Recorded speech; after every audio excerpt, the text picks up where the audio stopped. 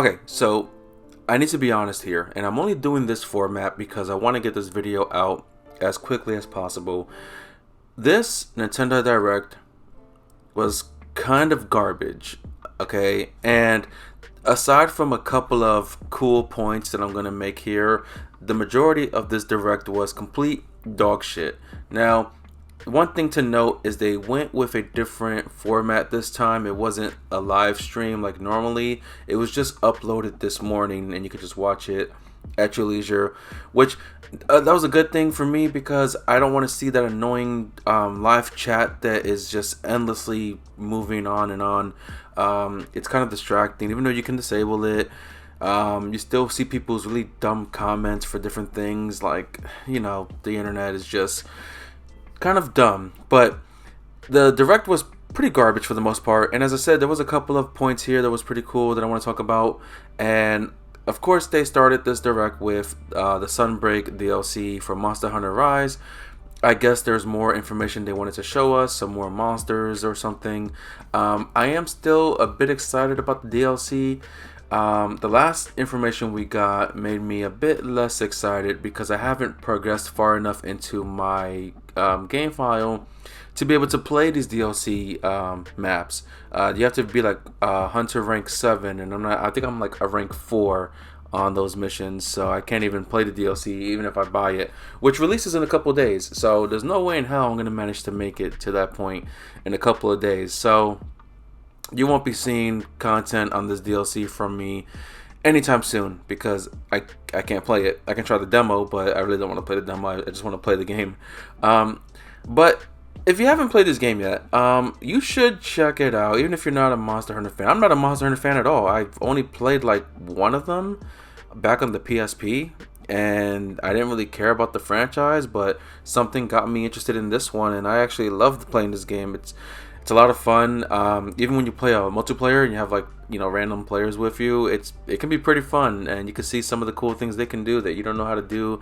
Like me, I'm very inexperienced, so I get to see some cool things. Still never got to unlock the Akuma outfit, but that's down the road, I guess. But going on forward from that, because I don't want to spend my entire time talking about this DLC, but we did also get an announcement for Nier Automata releasing on the Nintendo Switch this October, and it's the end of the Yorha edition, which is like their Game of the Year edition, which has the DLC that was previously released, as they call it.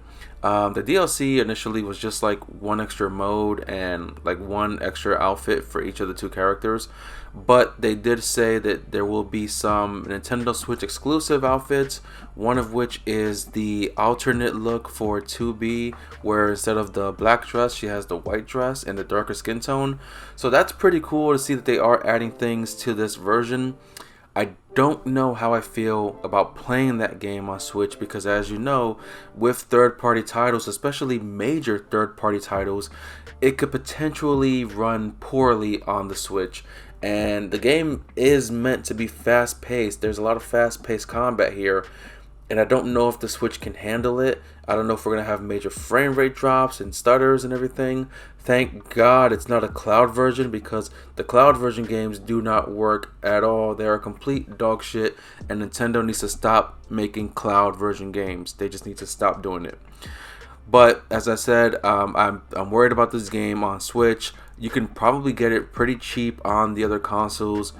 I don't know if they have the next gen upgrades for them, but the game still looks pretty good, and there is a lot of replay value each time you play the game. It's a little bit different, spoiler alert for those who never played it before, but spoiler if you don't want to hear this part, you do play the game as 9S, and then the second time as 2B, sorry, you played against 2B, then the second time I believe you play as 9S, and then you can unlock the another character. I think her name was A1 or A2, something like that.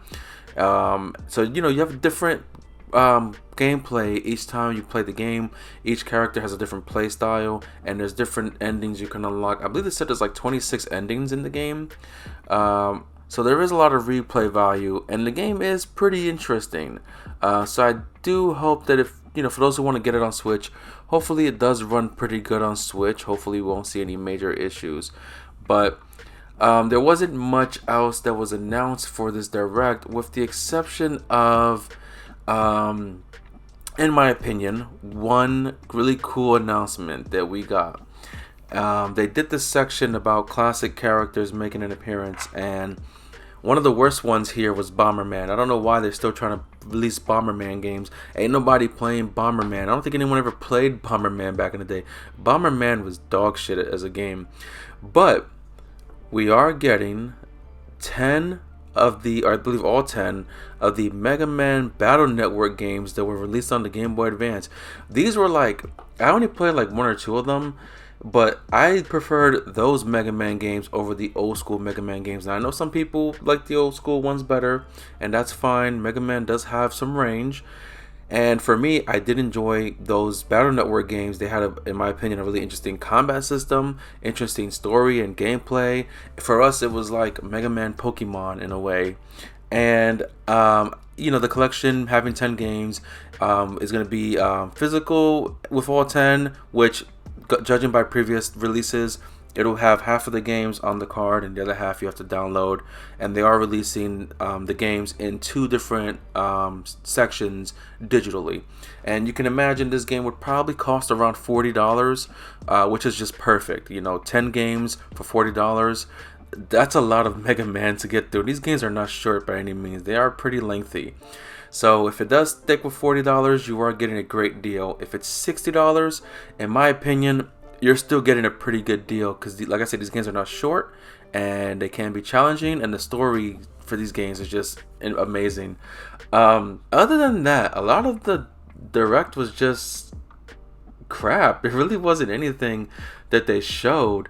But one thing I want to talk about here that they did show, they did announce, which I know for a fact, do not argue with me on this, do not fight me on this, it's history going to repeat itself.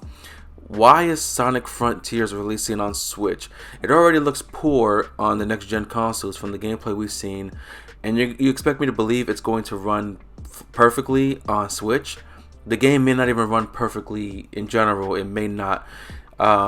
Even to the point where fans were criticizing the game like heavily, and the director was fighting back, saying that the fans don't know what they're talking about. They don't know what kind of game they're trying to build here. Come on, people. There's no way in hell this game is going to run on the Switch. Now, I appreciate it that they did show some new things. I don't know if anyone else has shown these things that Nintendo showed. I don't remember seeing them, but they did show some new things that made the game seem a little bit more interesting. But at the end of the day, it's still Sonic, it's still Sega, it's still going to be a pile of dog shit, and I will laugh at anyone who wastes their money on this for Switch and then complains about how poorly this performance is. I will laugh at them, but I am ready to be proven wrong. So let's see if this is the Sonic game that can prove me wrong on the next gen consoles. But there is no way in hell you're going to prove me wrong with the Nintendo Switch version. There's no way in hell. And I wish that you could see my face right now when I'm telling you this, but just use your imagination. That's gonna be it for today. Like I said, a lot of the direct was dog shit. Oh, there was a Pac-Man game they announced. I believe it was called like Pac-Man World. I remember playing like one of them or two of them on the PS2 back in the day. I believe it's the same thing, maybe. Those were fun. From my memory, I was a kid when those came out on the PS2, but those were fun. So that's another game that I'm kind of looking forward to. I don't know if it's going to be released on other consoles as well. If so, I'll probably go that route just because it'll probably look better and run better. I'm not a huge Pac-Man guy, but those Pac-Man games, those Pac-Man World games, they were actually pretty fun. So hopefully that does, provide us with a entertaining time. But that's my video for today. I hope you guys have been good. I have not been good, so I'm just going to leave that there. And I hope to catch you guys on the next one. And let me know in the comments if you did see the direct, if you're excited about anything here that I wasn't excited about. How do you feel about that Mega Man collection? Because me and my boy, we excited, man.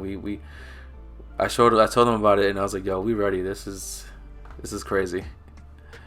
And last note before I forget, because I did skip over this by accident, but this Dragon Quest game, this spin-off title, it looks interesting, I guess. I'm not really into Dragon Quest games, but they are designed by Akira Toriyama, who did Dragon Ball Z, so I don't know, this game does look kind of interesting.